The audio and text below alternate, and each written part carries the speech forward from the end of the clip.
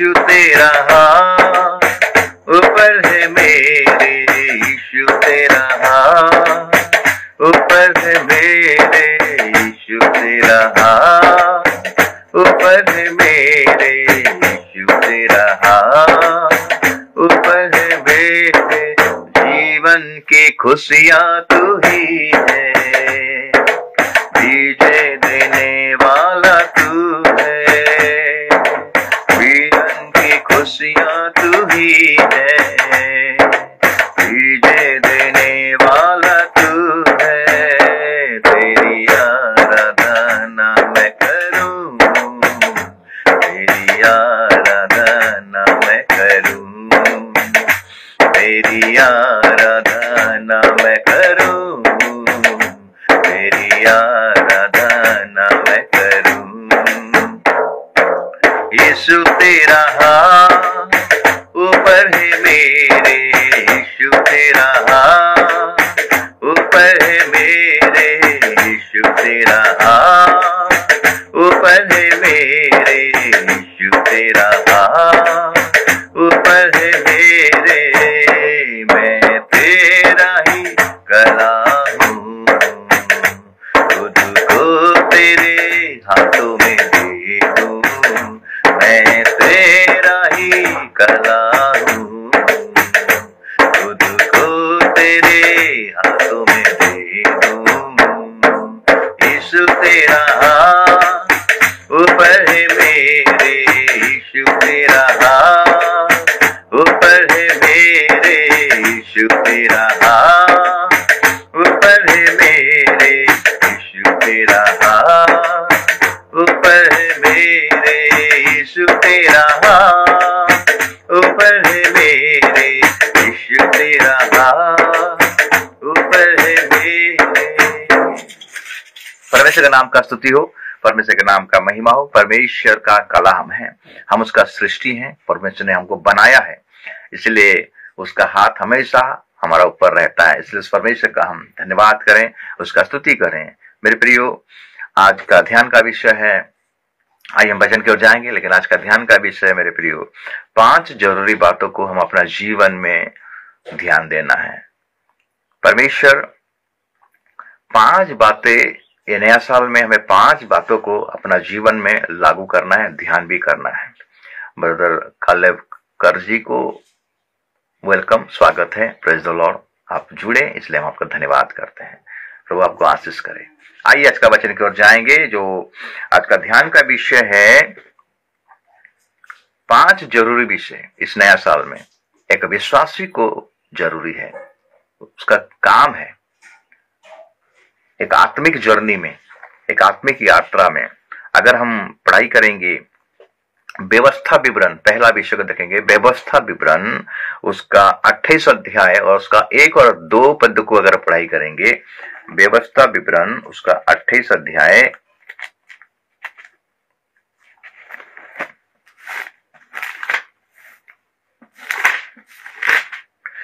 व्यवस्था विवरण उसका 28 अध्याय और उसका 1 और 2 पद। यदि तू अपने परमेश्वर यहोवा की सब आज्ञाएं जो मैं आज तुझे सुनाता हूं चौकसी से पूरी करने को चित्त लगाकर उसकी सुने, तो वो तुझे पृथ्वी के सब जातियों में श्रेष्ठ करेगा। फिर अपने परमेश्वर यहोवा की सुनने के कारण ये सब आशीर्वाद तुझ पर पूरे होंगे। मेरे प्रियो, ये 2024 साल में अगर आप आशीषित होना चाहते हो, आप ब्लेसिंग पाना चाहते हो, आत्मिक क्षेत्र में भी और शारीरिक क्षेत्र में भी, तो पहला चीज है मेरे प्रियो, हमें आत्मिक क्षेत्र में हमें मजबूत होना है। अगर हम आत्मिक क्षेत्र में मजबूत होंगे तो ऑटोमेटिकली शारीरिक बातें भी हमारे जीवन में, शारीरिक आशीष भी हमारा जीवन में प्रभु दौड़ाएगा। इसलिए परमेश्वर का वचन कहता है कि सबसे पहले परमेश्वर का राज और धर्म का खोज कर, बाकी सारे वस्तुएं तेरे पीछे में दौड़ाऊंगा। तो पहला पॉइंट है मेरे प्रियो, ये नया साल में अगर हमको आशीष मिलना है, अगर आप आशीष चाहते हो, कोई भी हो, तो परमेश्वर का वचन को कान लगाना है, सुनना है। परमेश्वर का वचन को सुनना है। सुनना है मतलब क्या है, अगर हम इसको ठीक से पढ़ाई करेंगे, यहाँ पर वचन हमें क्या शिक्षा देता है, वचन हमको क्या बताना चाहता है। यदि तू अपने परमेश्वर यहोवा की सब आज्ञाएं जो मैं आज तुझे सुनाता हूं चौकसी से पूरी करने की चित लगाकर उसकी सुने, तो वो तुझे पृथ्वी के सब जातियों में श्रेष्ठ करेगा। 2 पद में कहता है, फिर अपने परमेश्वर यहोवा के सुनने के कारण ये सब आशीर्वाद तुझ पर पूरे होंगे। सुनने के कारण, चित लगाकर सुनना है, ध्यान लगाकर सुनना है, मन लगाकर सुनना है वचन। याकूब का पत्री कहता है हम चित लगाकर तो सुनते हैं, ध्यान लगाकर तो सुनते हैं, लेकिन चलते नहीं है। परमेश्वर की आज्ञा, सब आज्ञा को सुनने का मतलब है, कान लगाने का मतलब है, इसके साथ ऐड है चलना।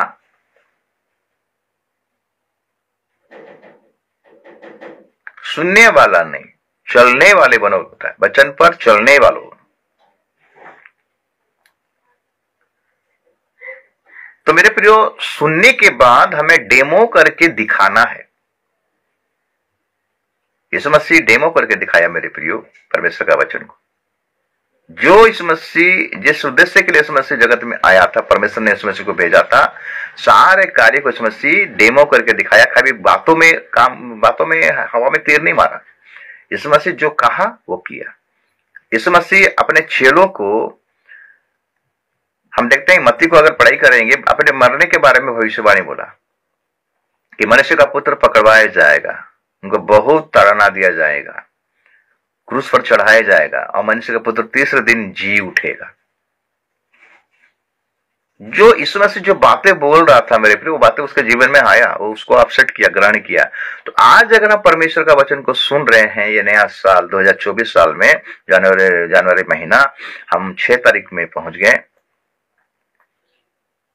प्रभु हमसे ये उम्मीद करता है कि मेरा सारे आज्ञाओं को पालन करेगा, मेरे सब आज्ञाओं को पालन करेगा, चित्त लगाएगा, सुनेगा, ध्यान से कर्णपात करना बोलता है, कानों से सुनना है मेरे प्रियो।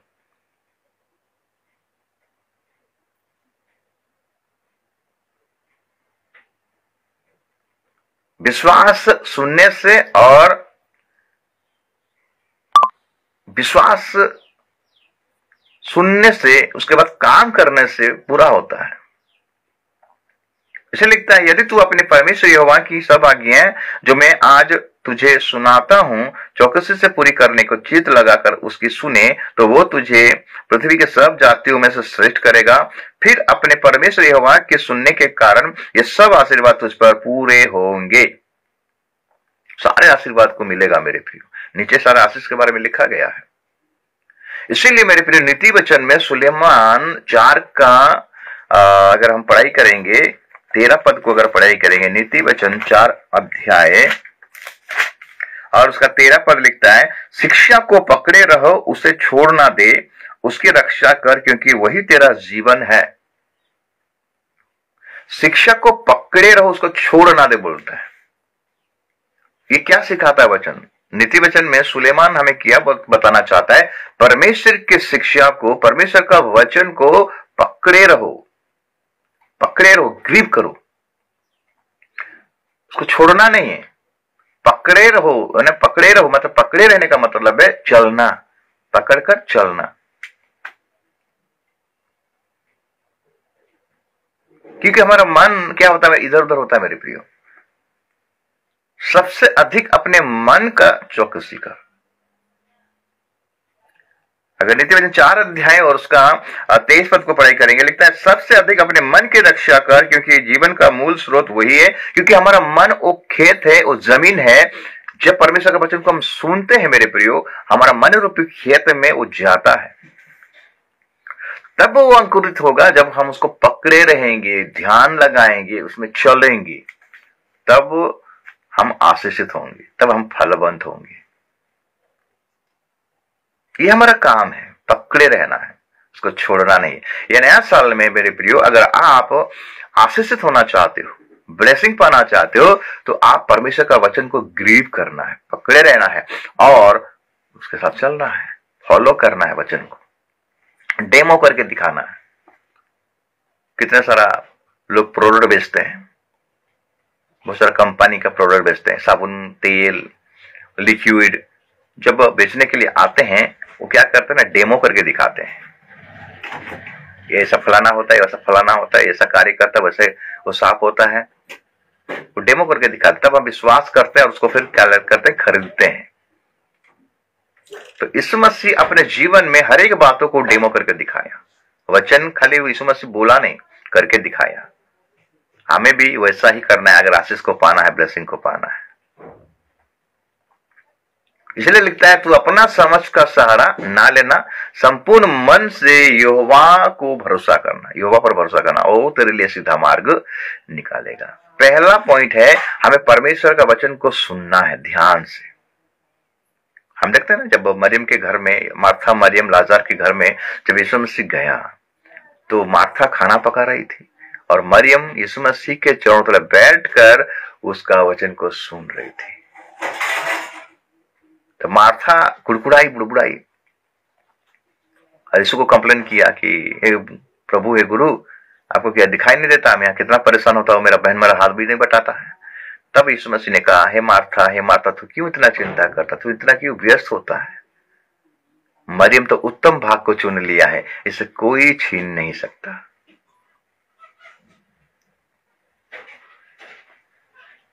शैतान ने यीशु मसीह को जो परीक्षा किया मेरे प्रियो, वचन को लेकर ही परीक्षा किया। शैतान ने कहा, तू अगर परमेश्वर का पुत्र है तो कह दे इस पत्थर से रोटी बन जाए। इसमें ने कहा, यीशु मसीह ने कहा, क्या कहा शैतान को? वचन के द्वारा बोला कि लिखा है कि मनुष्य रोटी ही से नहीं, परमेश्वर का मुख से जो वचन निकलता है उसी से जीवित रहता है। वो शैतान की बात को क्यों मानेगा? अगर शैतान की बात को मान लेता है तो इसमें से फेल्योर हो जाएगा, जिस प्रकार आदम हवा ने फेल्योर हो गए थे मेरे प्रिय। वचन में स्थिर नहीं रहे लोगों, परमेश्वर का एक आज्ञा को नहीं मान पाए लोगों। 3 बार जब शैतान ने परीक्षा की, 3 बार इसमें से शैतान को वचन के द्वारा ही हराया।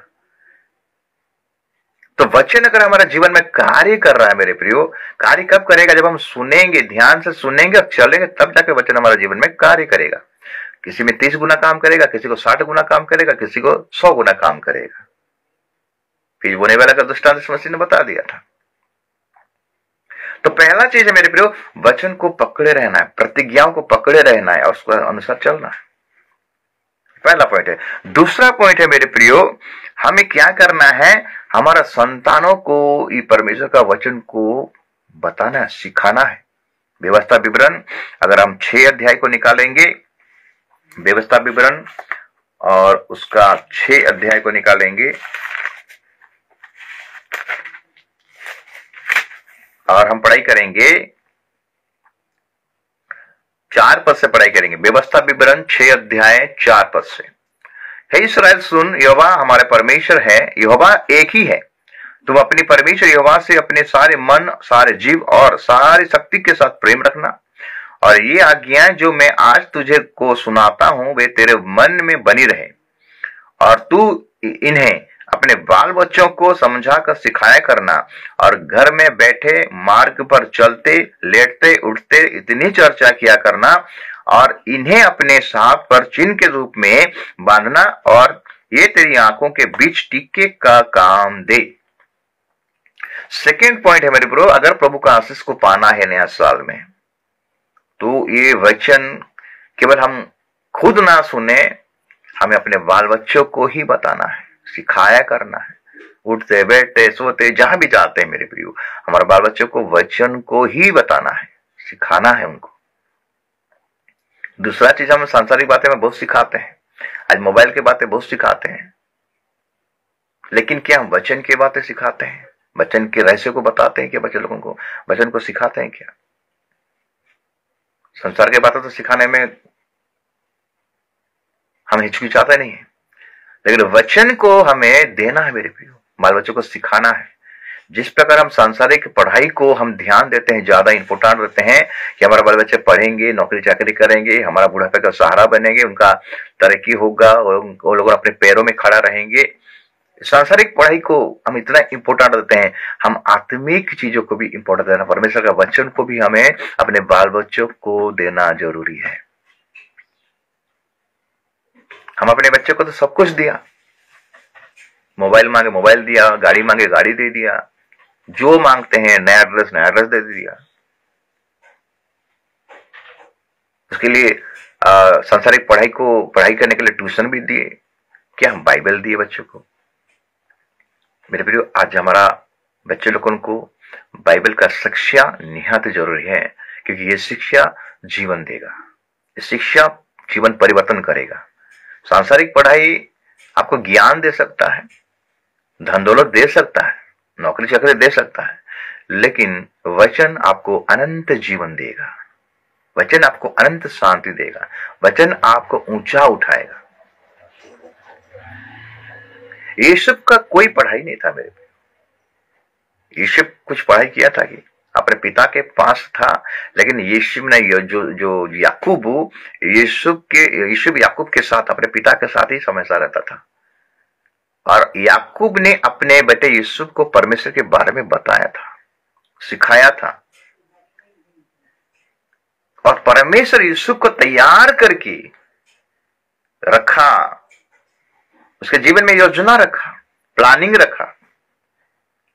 मेरे प्रियो, अगर आप अपना बाल बच्चों का जीवन में अगर आप अच्छा भविष्य देखना चाहते हो तो परमेश्वर का वचन सिखाइए, और परमेश्वर का वचन जब बाल बच्चे सीख जाएंगे ना, उनका फ्यूचर में प्रभु, उनका योजना में प्रभु काम क्रिया करेगा। कब हम हमारे जीवन में अच्छा कल्पनाएं होगा, अच्छा योजना होगा हमारे बाल बच्चों के जीवन में, जब हम परमेश्वर का वचन को सिखाएंगे, उनको बताएंगे, बाल बच्चे वचन को जानेंगे, ध्यान करेंगे, मनन करेंगे, सच्चा परमेश्वर कौन है। यीशु अपने पिता के पास रहता था, और स्वप्न देखे, परमेश्वर उसको स्वप्न के द्वारा दर्शन दिया, फ्यूचर के बारे में बताया, एक दिन ये परमेश्वर का ये दुनिया का एक क्या होगा, प्रधानमंत्री बनेगा।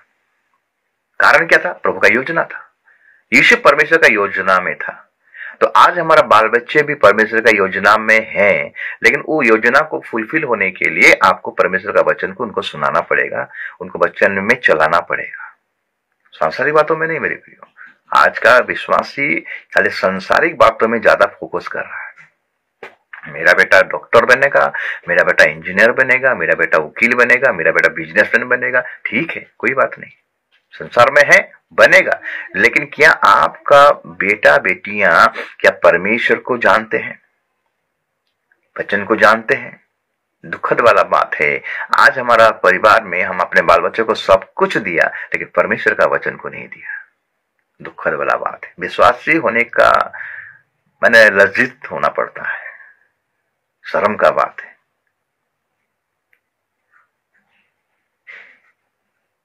ये नया साल में अगर आप आशीष को चाहना चाहते हो, ब्लेसिंग को चाहना चाहते हो मेरे प्रियो, तो अपने बाल बच्चों को, पहला पॉइंट है वचन को कान लगाना, वचन को ध्यान से सुनना है, वचन के अनुसार चलना है।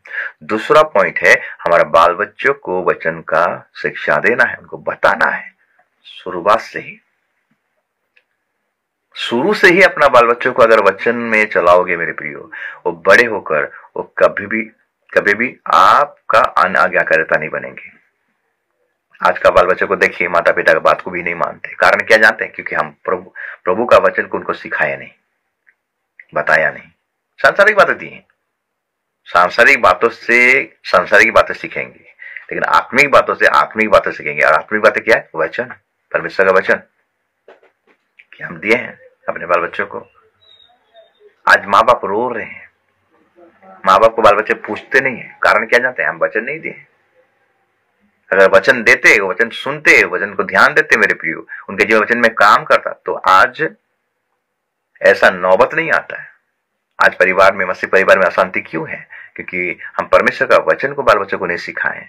इसलिए परमेश्वर का वचन कहता है व्यवस्था विवरण 28 अध्याय 7 पद, और तू इन्हें अपने बाल बच्चों को समझाकर सिखाया करना, समझाकर सिखाया करना, बाल बच्चों को समझाकर सिखाया करना।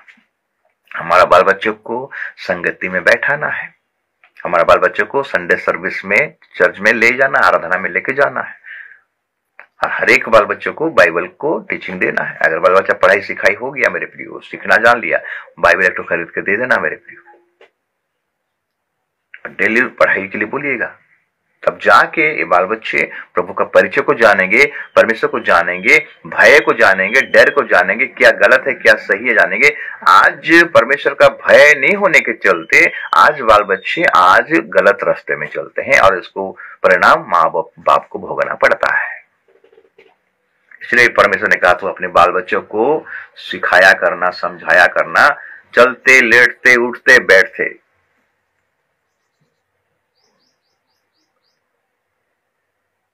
सिखाएंगे, छोटा सा बच्चे को कैसे सिखाएंगे मेरे प्रिय, कैसे सिखाएंगे? आपके द्वारा ही सीखेंगे।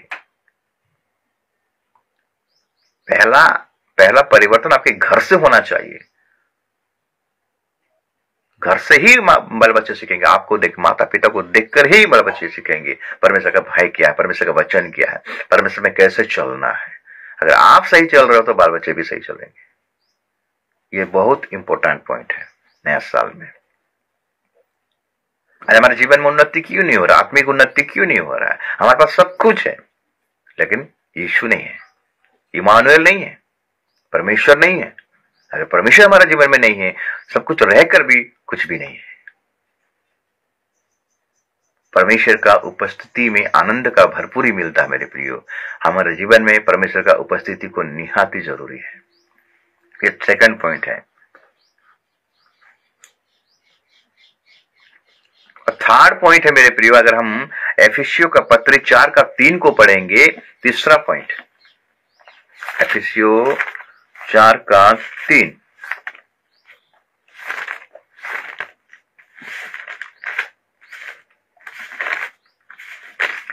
एफिसियों 4:3 कहता है, और मेल के बंधन में आत्मा की एकता रखने का यत्न करो। एक ही देह है और एक ही आत्मा, जैसे तुम्हें जो बुलाए गए थे अपने बुलाए जाने से एक ही आशा है, एक ही प्रभु है, एक ही विश्वास, एक ही बपतिस्मा, और सबका एक ही परमेश्वर और पिता है, जो सबके ऊपर और सबके मध्य में और सब में है। मेरे प्रियो, हम जहां जिस कलीसिया में भी शामिल है, घर में हो, हमें एक ही आत्मा में चलना है, एक ही प्रेम में चलना है और एक ही विश्वास में चलना है। आज का कलीसिया में हम देखते हैं कि अन्य अन्य आत्मा में सब चल रहे हैं, आज दुष्ट आत्मा में सब चल रहे हैं, एक ही आत्मा नहीं रख रहे हैं, भरमाने वाले आत्मा में चल रहे हैं, गलत आत्मा में चल रहे हैं। यहां लिखता है 4:3, एफिसियों 4:3 हमें क्या सिखाता है?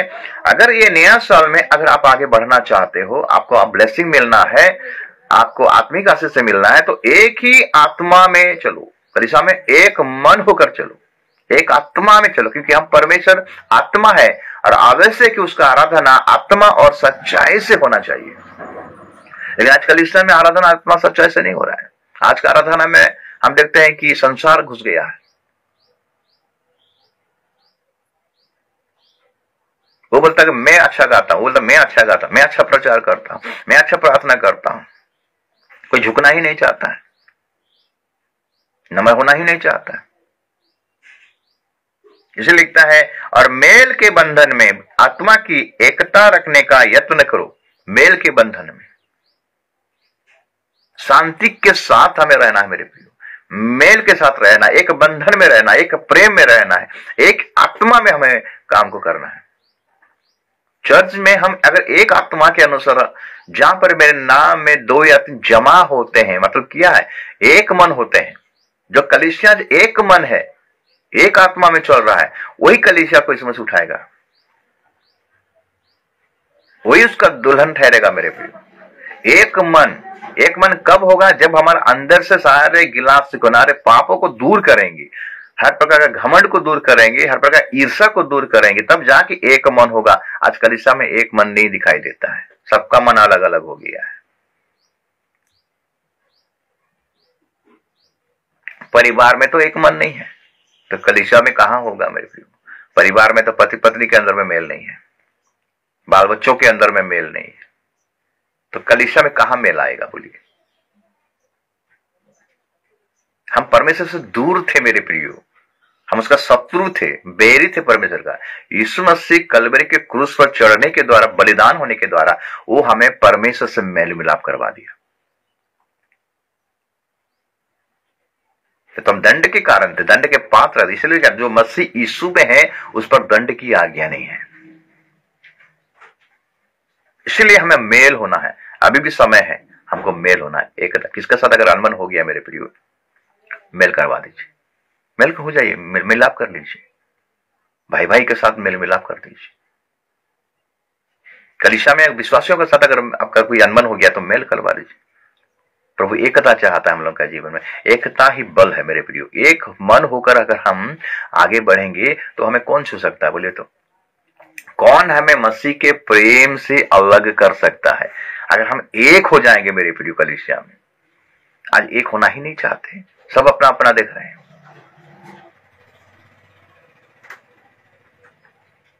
प्रेम, प्रेम आज कलीसिया में प्रेम दिखाई नहीं देता है, मेल नहीं दिखाई देता है। इसलिए पहाड़ी उपदेश में यीशु मसीह क्या कहता है? पहाड़ी उपदेश में मत्ती 5 का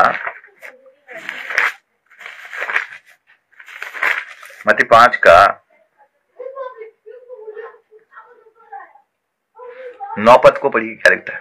9 पद, मत्ती 5 का 9 पद लिखता है, धन्य है वे जो मेल कराने वाले हैं, क्योंकि वे परमेश्वर के पुत्र कहलाएंगे। हमें आज एक होना है मेरे प्रियो, समय और नहीं है, यीशु मसीह का आगमन अति निकट है।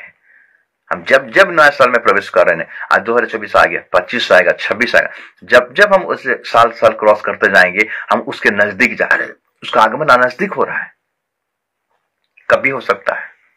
इसलिए आइए हम मेल में चले, एक मन में चले, एक आत्मा में चले, एक विश्वास में चले। अगर हम उस पद को जब एफिसियों 4 का 3 को पढ़ें, वहां कितना सुंदर वचन बोलता है। क्या बोलता है? और मेल के बंधनों में, एफिसियों 4 का 3 पद, और मेल के बंधनों में आत्मा की एकता रखने का यत्न करो। एक ही देह है और एक ही आत्मा, जैसे तुम्हें जो बुलाए गए थे अपने बुलाए जाने से एक ही आशा है, एक ही प्रभु है, एक ही विश्वास, एक ही बपतिस्मा, और सबका एक ही परमेश्वर और पिता है, जो सबके ऊपर और सबके मध्य में और सब में है।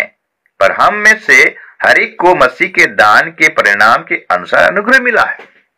हमें एक मन होना है मेरे प्रियो, तब जाकर हमारा जीवन में वो शांति आएगा, वो मेल आएगा, वो ब्लेसिंग आएगा, वो आशीषें आएगा। क्यों आज हम आत्मिक उन्नति में आगे बढ़ने नहीं पाते? इतना साल का मसीह हम हो गए, 40 साल का, 20 साल का, 30 साल का मसीह हो गए, फिर भी हमारे जीवन में कोई आत्मिकता दिखाई नहीं देता, कोई फल नहीं दिखाई देता है। कारण यह मेरे प्रियो, हम वो पाप को लेकर ही चलते हैं, वो घमंड को लेकर चलते हैं, वो ईर्ष्या को लेकर चलते हैं, वो लोभ को, लालच को लेकर चलते हैं, व्यभिचार के कामों को लेकर चलते हैं, गलत कामों को लेकर चलते हैं, और 2024 में एंट्री मार लिए। और हम आशा रखते हैं कि हमारे लिए प्रार्थना करो ताकि हम आत्मा में बढ़ नहीं पाए। कब आत्मा में बढ़ोगे? जब पाप को छोड़ोगे। इसलिए इसमें से उस अंजीर के पेड़ के पास आया, फल के आसमय आया था, पत्ता का आसमय नहीं आया था मेरे प्रियो, फल के आसमय आया था। 3 सालों से आकर देख रहा कि फल नहीं है।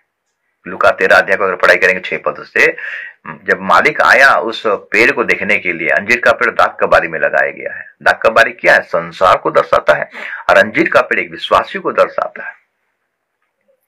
परमेश्वर हमें इस संसार में भेजा है फल लाने के लिए, फल बनने के लिए, फल उत्पन्न करने के लिए। इसलिए योना का प्रचार था कि मन फिराओ, अपने अपने पापों से मन फिराओ, मन फिराने का योग्य फल लाओ कहता है। 3 सालों से उस पेड़ के पास आकर देखता है कि फल नहीं दिखाई दे रहा है, तो बोलता है माली से काट दो उसको, बोलता है, क्योंकि ये भूमि को क्या कर रहा है, इस जगह को, कलीसिया को, इस घर को क्या करता है? अपवित्र कर रहा है, अकर्मण्य कर रहा है। इसके चलते लोग आगे बढ़ने नहीं पाते हैं। आज बहुत सारे कलीसिया में ऐसे पेड़ है मेरे प्रियो, जो कि ऐसे विश्वासी हैं, जो कि उनके चलते आत्मिक लोग भी आगे बढ़ने नहीं पाते हैं, बाधा का कारण बनते हैं। लेकिन परमेश्वर का अनुग्रह है मेरे प्रिय, यीशु मसीह पिता के दाहिने ओर बैठा है, और हम सब के लिए, जो लोग गड़बड़ी करते हैं, जो लोग फल नहीं फलते हैं उनके लिए प्रार्थना करता है कि अगले साल फिर फलेगा बोलकर। ये 2024 साल प्रभु आपको फिर से एक मौका दिया है। आप बहुत बड़ा विपत्ति से बच कर आए हो, एक्सीडेंट से बच के आए हो, कोरोना से बच के आए हो, बहुत प्रकार बीमारी से बच के आए हो, मौत से बच के आए हो। प्रभु क्यों दिया जीवन दान? इसलिए दिया ताकि फलवंत होने पाओ और आपके द्वारा लोग उधार पाए। ये कब होगा? जब हम एक मन होंगे, एक आत्मा में अगर हम जीवन बिताएंगे। मैं देख रहा हूं बहुत सारा परिवार आज अशांति में है, पति पत्नी के अंदर में नहीं पड़ता है। पति अलग रास्ता, पत्नी अलग रास्ता, बाल बच्चे अलग रास्ता। घर तो अच्छा बनाए हैं, बिल्डिंग बनाए, मार्बल वाला घर बनाए, करोड़ों रुपया खर्चा किए हैं, लेकिन उस परिवार में इमानुएल दिखाई नहीं देता है, यीशु मसीह दिखाई नहीं देता है। कारण क्या है? मेल नहीं है, प्रेम नहीं है, एक आत्मा में नहीं चल रहे हैं, वचन में नहीं चल रहे हैं।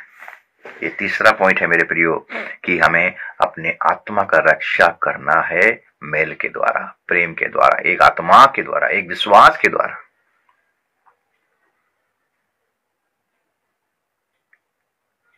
चौथा नंबर पॉइंट है मेरे प्रियो, अगर आपको आशीष मिलना है 2024 साल में तो आपको क्या करना पड़ेगा? प्रभु का सेवकाई को ठीक से करना पड़ेगा।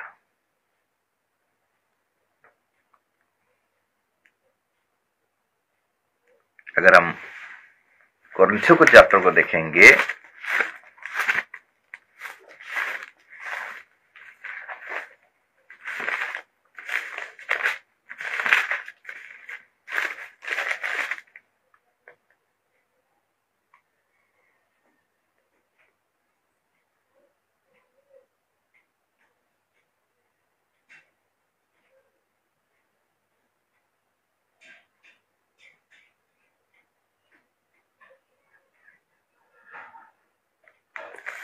हम पहला कोरिन्थियों उसका 15 अध्याय को अगर निकालेंगे, उसका 8 पद को पढ़ेंगे कि हमें जो सेवकाई मिला है, हमको जो सेवा का कार्य मिला है, सभी को अलग अलग का कैटेगरी का सेवकाई मिला है, उसको हमें ध्यान से करना है, प्राण देने तक करना है, विश्वास योग्यता के साथ करना है। अगर पौलुस के बारे में यहाँ पर देखेंगे क्या लिखता है 8 पद से, सबके बाद मुझको भी दिखाई दिया जो मानो अधूरे दिनों का जन्मा हूं, क्योंकि मैं प्रेरितों में से सबसे छोटा हूं, वरन प्रेरित कहलाने के योग्य भी नहीं, क्योंकि मैंने परमेश्वर की कलीसिया को सताया था।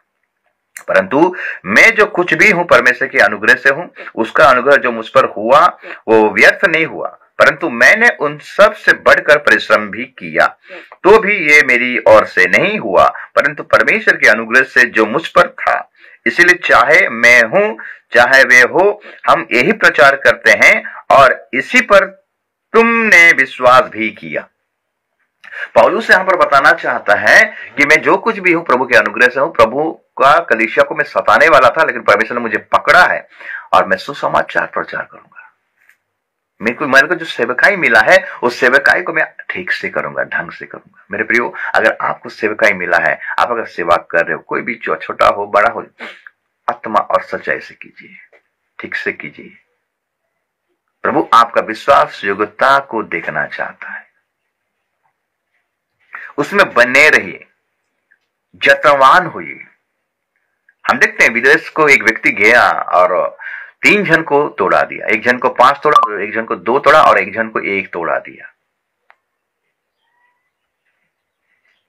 जब लौट कर आया हिसाब लिया मेरे प्रियो, 5 वाला 5 कर दिया है, 2 तोड़ा 2 वाला 2 कर और 2 कर दिया है और 1 वाला मिट्टी में दबा कर रख दिया है।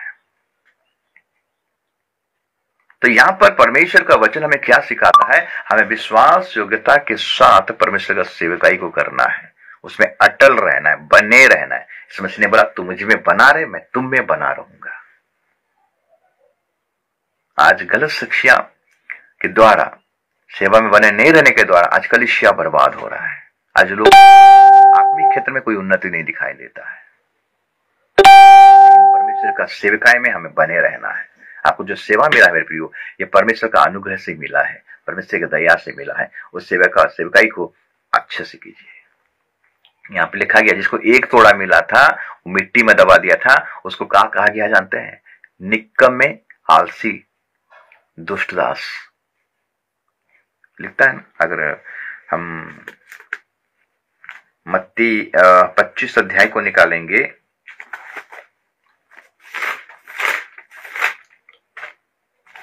और उसका हम पढ़ाई करेंगे।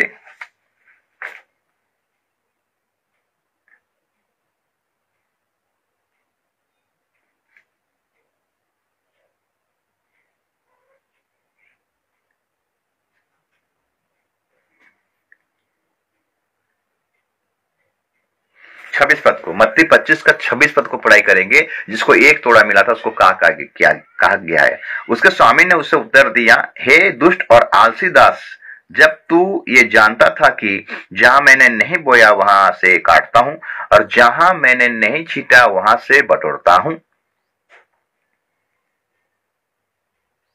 हम अगर प्रभु का सेविका को ध्यानपूर्वक नहीं करेंगे मेरे प्रियो, सीरियस नहीं लेंगे, इसका मतलब है परमेश्वर हमको देखता है और बोलता है कि आलसी, निकम्मे आलसीदार। फिर भी प्रभु अनुग्रह करता है, फिर भी दया करता है। आज भी कुछ बिगड़ा नहीं, अभी भी आप प्रभु का सेविकाई को उसमें बने रहकर कीजिए मेरे प्रिय, अटल रही उसका सेविकाई में।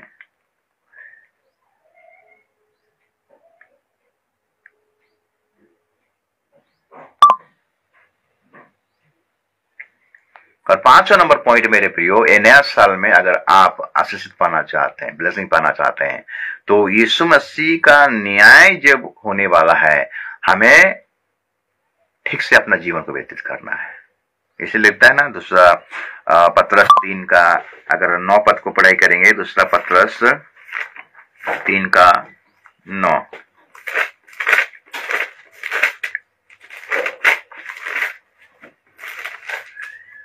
तीन का 9 लिखता है, प्रभु अपनी प्रतिज्ञा के विषय में देर नहीं करता जैसे देर कुछ लोग समझते हैं, पर तुम्हारे विषय में धीरज धरता है और नहीं चाहता कि कोई नष्ट हो, वरन ये कि सबको मन फिराव का अवसर मिले। तो यीशु मसीह धीरज धरा है।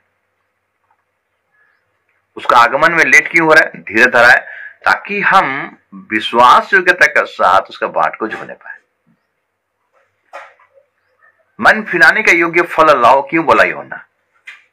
जब तक हमारा श्वास है, जब तक इसमें से आगमन नहीं होता है, हम जीवित है, तब तक हमें विश्वास योग्यता के साथ ये कार्य को करना है, प्रभु का कार्य को करना है। प्राण देने तक तुम्हें विश्वास योग्य बने रहना है।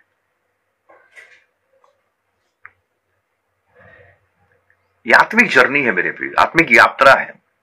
हमें विश्वास योग्य बने रहना है, उसके वचन में बने रहना है, विश्वास में बने रहना है। अगर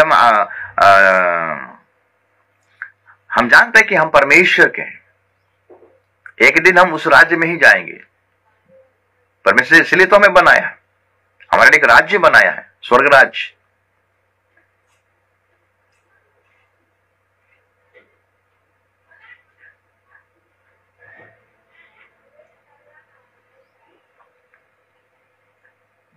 एक बार क्या हुआ, एक बड़ा सा नदी के बारे में पहाड़ बोलता है कि नदी मेरा है, क्योंकि मेरे पहाड़ के अंदर में, मेरे पहाड़ के बीच में ही नदी बह रहा है, नदी मेरा है। उसका मतलब देखते हैं कि नाव बोलता है कि नदी मेरा है।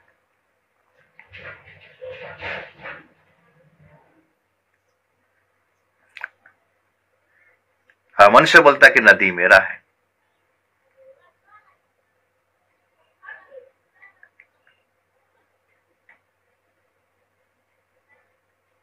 तो नदी क्या बोलता है जानते हैं? नदी बहता है और सागर में मिल जाता है।